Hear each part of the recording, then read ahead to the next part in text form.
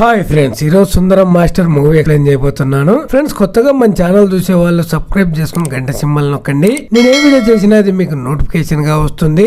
Cinema start అవగానే first scene వచ్చేసి సుందరం master ఒక అడవి ప్రాంతంలో గూగుల్ మ్యాప్ పెట్టుకుని వెళ్తూ ఉంటాడు. తను అడవిలోకి వెళ్ళాక ఒక చోట ఒక లోయ వస్తుంది. అక్కడేమో లొకేషన్ అక్కడే చూపెడుతుంది ఆ లోయ దగ్గర, కానీ అక్కడ ఏ ఊరు ఉండదు. ఏ ఊరు ఇక్కడ లేదే, లొకేషన్ ఏమో ఇక్కడే చూపెడుతుందని అటు ఇటు చూడంగా ఆ వాగా అవతల వచ్చేసి కొంతమంది మాస్క్ ధరించుకొని బాణాలు పట్టుకొని ఉంటారు, అడవి ప్రాంతానికి చెందిన వాళ్ళు. వాళ్ళని చూడంగానే ఈ సుందరం మాస్టర్ భయపడతాడు. తన దగ్గర ఉన్న మ్యాప్ ను చూపెడతాడు. ఎందుకంటే కొండ ప్రాంతంలో ఉండే వాళ్ళకు ఇంగ్లీష్ నేర్పడానికి టీచర్ గా ఈయన అక్కడికి వెళ్ళింటాడు. వాళ్ళు ఏం చేస్తారంటే ఈ సుందరం మాస్టర్ ఒక మ్యాప్ చూపించగానే వాళ్ళు ఒక వాగు ఉంది కదా, ఆ వాగు ఒక వంతెన కొట్టి అతన్ని ఇటు పక్క రమ్మని చెప్తారు. సరే అని ఈ సుందరం మాస్టర్ అటు పక్క వెళ్తాడు. వెళ్ళాక ఊర్లో అందరూ విచిత్రంగా చూస్తుంటారు ఈ సుందరం మాస్టర్. ఇంగ్లీష్ నేర్పడానికి నేనే మీకు వచ్చింది ఇంగ్లీష్ టీచర్ అని చెప్తాడు. అప్పుడు అక్కడ ఉన్న వాళ్ళు ఏం చేస్తారంటే సుందరం మాస్టర్ కు ఒక రూమ్ ఇస్తారు. మామూలు గిరిజన ప్రాంతం కొండ ప్రాంతంలో ఉంటారు కదా, వాళ్ళ ఇల్లులు ఎలా ఉంటాయి, మామూలుగా కట్టెలతో కట్టుకొని ఉంటారు కదా, మన కొట్టాల టైపు,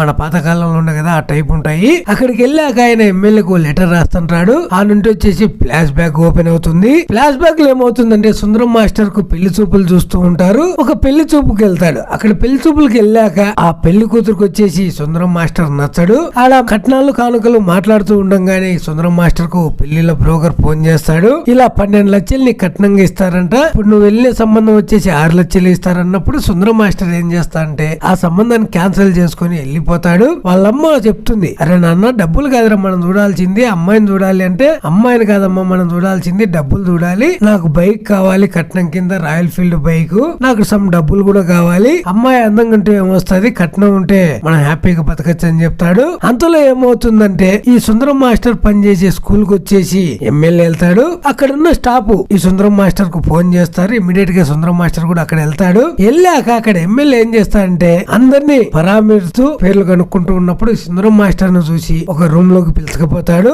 నువ్వు వచ్చేసి మిరియా మెట్ట అని ఒక అడవిలో ఒక చిన్న తెగకు చెందిన వాళ్ళు ఉంటారు అక్కడ ఆ ప్రాంతంలో, వాళ్ళకు ఇంగ్లీష్ టీచర్ కావాలని నాకు లెటర్ రాశారు, నువ్వు అక్కడికి వెళ్ళి వాళ్ళకి ఇంగ్లీష్ నేర్పించాలి అన్నప్పుడు ఈ సుందరం మాస్టర్ అంటాడు, నేను సోషల్ మాస్టర్ కదా, నేను ఇంగ్లీష్ ఎలా నేర్పిస్తాను అంటే, లేదు నువ్వే వెళ్ళాలి, ఎందుకంటే అక్కడ ఉన్న వాళ్లకు నల్లగా ఉన్న వాళ్ళంటే ఇష్టమంట, అందుకోసమని నువ్వు వెళ్ళాలి అని చెప్తాడు. ఇప్పుడు నువ్వు అక్కడికి వెళ్ళంగానే ఆ ప్రాంతంకి ఇప్పుడు వరకు వచ్చేసి మనకు స్వాతంత్రం రాకముందు నుండి ఎవరు అక్కడికి పోలేదు. వాళ్ళని చాలా సార్లు వచ్చేసి గవర్నమెంట్ ఇక్కడ రండి సిటీలో బతకండి అని చెప్పినా వాళ్ళు రాలేదు. అక్కడికి ఎవరు పోనీకి రానికి రాకపోకలు కూడా వాళ్ళు ఒప్పుకోరు. అట్లాంటిది ఫస్ట్ టైం వచ్చేసి ఒక ఇంగ్లీష్ టీచర్ కావాలని నాకు లెటర్ రాశారు, నువ్వు వెళ్ళావు అనుకో అక్కడికి వాళ్ళకందరికి ఇంగ్లీష్ నేర్పావు అనుకో, ఆ గిరిజన ప్రాంతాన్ని డెవలప్ చేసింది నేనే కాబట్టి నాకు పేరు వస్తుంది, నీకు పేరు వస్తుంది అన్నప్పుడు ఈ సుందరం మాస్టర్ కి ఏం అర్థం కాదు. ఆ గిరిజన ప్రాంతాన్ని డెవలప్ చేయడం కోసం అంత దూరం పోవడం ఎందుకు అని ఆలోచిస్తూ ఉండగా ఈ సుందరం మాస్టర్ కు ఆ ఎమ్మెల్యే చెప్తాడు,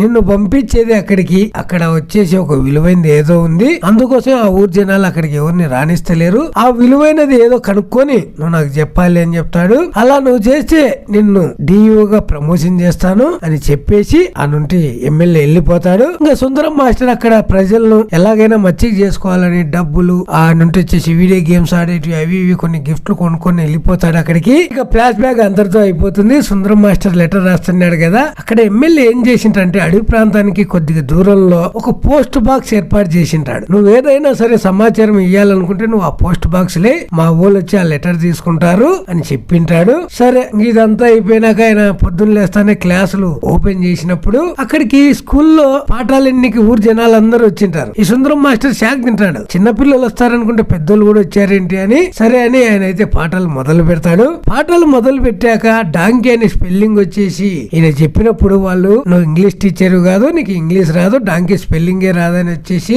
ఈ సుందరం మాస్టర్ నువ్వు చెట్టు కట్టేస్తారు. వాళ్ళ తెగలో ఓజా అని ఒక అతను ఉంటాడు. ఆ గూడెం పెద్ద ఆయన చెప్తాడు ఓజాకు, వెళ్ళి ఆ పర్సు చెక్ చేయన్నప్పుడు పర్సు చెక్ చేస్తే ఈయన టీచర్ ఏం చెప్తాడు. అప్పుడు ఆ గూడెం పెద్ద ఏం చెప్తాడంటే, నువ్వు 16 రోజుల్లో టీచర్ అని నిరూపించుకో, అప్పుడు నిన్ను టీచర్ గా మేము యాక్సెప్ట్ చేస్తాం, లేకోకుంటే ఈ చెట్టుకు బలిస్తామని చెప్తారు. అంటే ఇంకా ఈ సుందరం మాస్టర్ కి ఏం అర్థం కాదు, నేను డాంకీ స్పెల్లింగ్ కరెక్టే చెప్పాను కదా, వీళ్ళు తప్పంటారు అన్నప్పుడు ఆ ఓజా వచ్చి చెప్తాడు, సార్ మాకు ఇది వరకు వచ్చేసి ఈ ప్రాంతంలో బ్రిటిష్ వాళ్ళు పాలించే టైంలో ఏమైందంటే వాళ్ళు ఇక్కడ వచ్చి మమ్మల్ని చిత్రహింసలు పెట్టారు. ఎందుకోసం పెట్టారంటే మిరియాల కోసం పెట్టారు. మాకు ఆ ఇంగ్లీష్ లాంగ్వేజ్ రానందుకు మా దగ్గర మిరియాలు లేవు అని చెప్ప చెప్పలేక మేము చాలా 10 సంవత్సరాల పాటు వాళ్ళతో టార్చర్ అనుభవించాము. 10 సంవత్సరాల తర్వాత ఒక ఇండియన్ ట్రావెలర్ ఇటు పక్క వచ్చినప్పుడు ఆ బ్రిటిష్ వాళ్ళకు సర్ది చెప్పాడు, ఇలా వీళ్ళ దగ్గర అయితే మిరియాలు లేవు, వీళ్ళని ఎందుకు అనవసరంగా టార్చర్ పెడుతున్నారని. దానికి లాంగ్వేజ్ ప్రాబ్లం కారణంగా అతను కూడా ఇక్కడే ఉండి మాకు ఇంగ్లీష్ నేర్పించాడు. మాతేగా అమ్మాయిని పెళ్లి చేసుకుని ఇక్కడే ఉన్నాడు. అతను చనిపోయాక అతని కొడుకు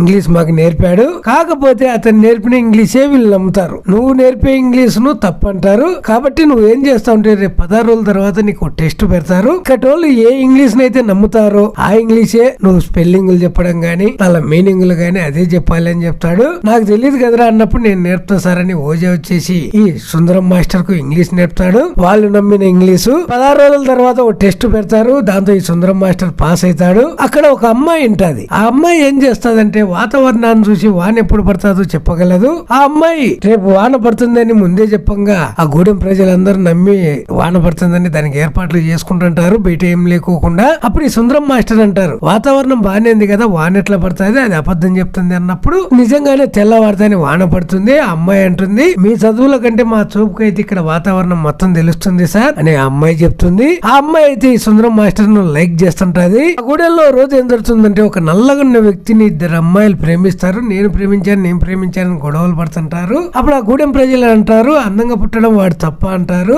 అప్పుడు ఈ సుందరం మాస్టర్ కి ఏం అర్థం కాదు, వాడు అందంగా ఉన్నాడు వాడు నల్లగా ఉన్నాడు కదా అని. కాకపోతే అక్కడ ఉన్న అమ్మాయిలకు నల్లంగా ఉన్న వాళ్ళంటేనే ఇష్టము, తెల్లంగా ఉన్న వాళ్ళని ఇష్టపడరు అక్కడ అమ్మాయిలు. ఇక ఈ సుందరం మాస్టర్ ఏం చేస్తారంటే వాళ్ళ టెస్ట్ లో పాస్ అయ్యాడు కదా గురువుగా వాళ్ళు స్వీకరిస్తారు. ఎలాగైనా అక్కడ ఉన్న రహస్యాన్ని కనుక్కోవాలని శతవిధాలుగా ప్రయత్నం చేస్తాడు.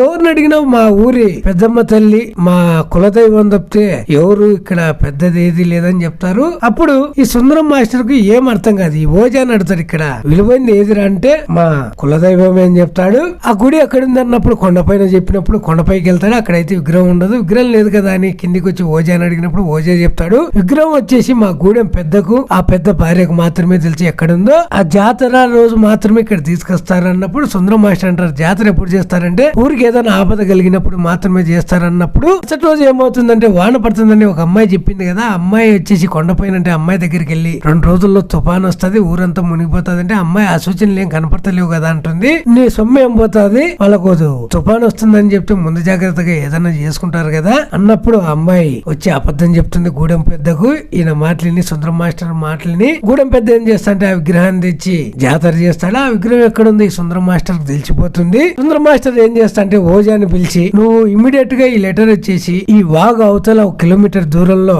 ఒక పోస్ట్ బాక్స్ ఉంటుంది ఆ బాక్స్ లో వేసినా మా అమ్మకి నేను లెటర్ రాసిన అంటాడు. ఓజా అలాగే వేసేస్తాడు. ఆ లెటర్ లో ఏం రాసింటాడంటే ఆ విగ్రహం ఎక్కడున్న సంగతి దాంతో రాసి ఎమ్మెల్యేకి పంపించింటాడు. అక్కడ జాతర చేసినప్పుడు నేతన్న అనే వ్యక్తి వచ్చేసి సుందరం మాస్టర్ కు బట్టలు కుట్టించింటాడు. అక్కడ వాళ్ళే బట్టలు నేసుకుంటారు, పంటలు పండించుకుంటారు, అన్ని వాళ్ళకు వాళ్ళే చేసుకుంటారు. అక్కడ డబ్బు అంటే తెలియదు. ఇంకో విషయం ఏంటంటే వాళ్ళకు స్వాతంత్రం వచ్చిన సంగతి కూడా తెలియదు. వాళ్ళు ఇంకా 1930లోనే అంటారు. ఇంకా గాంధీ వచ్చేసి స్వాతంత్రం కోసం పోరాడుతున్నాడనే భ్రమలోనే వాళ్ళు ఉంటారు. ఈయనకు జాతర రోజు బట్టలు నేసి ఇచ్చిన నేతను వచ్చి చనిపోయినాడు అని తెలంగాణ అక్కడికి వెళ్లి బాధపడతాడు. అక్కడున్న గూడెం ప్రజలు మాత్రం హ్యాపీగా అంటారు. అదేంట్రా మీరు అందరూ హ్యాపీగా అంటారు చనిపోయాడు కదా అంటే అక్కడ గూడెంలో ఏం చేస్తారంటే ఎవరున్నా ఒక వ్యక్తి చనిపోతే ఊరుకు జనాలందరినీ గూడెంలో వాళ్ళందరినీ 3 రోజుల పాటు ఆ చనిపోయిన వ్యక్తి పేరు పిలుస్తారు ఎవరినైనా సరే. ఆ నేతన్న అనే వ్యక్తి చనిపోయినప్పుడు అందరు నేతన్న అని అతనికి అయితే సంతోషంగా సాగనంపుతారు. ఈ సుందరం మాస్టర్ కి అర్థం కాదు ఎందుకురా వాళ్ళ భార్య ఏడుస్తలేదు, పిల్లలు ఏడుస్తలేదు, మీరు ఏడుస్తలేరు అన్నప్పుడు